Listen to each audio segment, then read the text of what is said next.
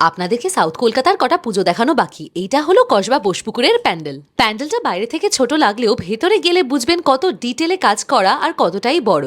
বোসপুকুর শীতলা মন্দিরের থিম ছিল কাল রক্ষণ, টাইম প্রেজার্ভেশন। গল্পের মাধ্যমে খুব সুন্দর দেখিয়েছে কিভাবে টাইম প্রেজার্ভেশন করা হয়েছে। আর যেটা আমার খুব সুন্দর লেগেছে সেটা হলো প্রতিমা খুবই হাটকে আর খুবই সুন্দর। তারপর দেখে নিলাম বোসপুকুর তালবাগান সার্বজনীন দুর্গাপুজো।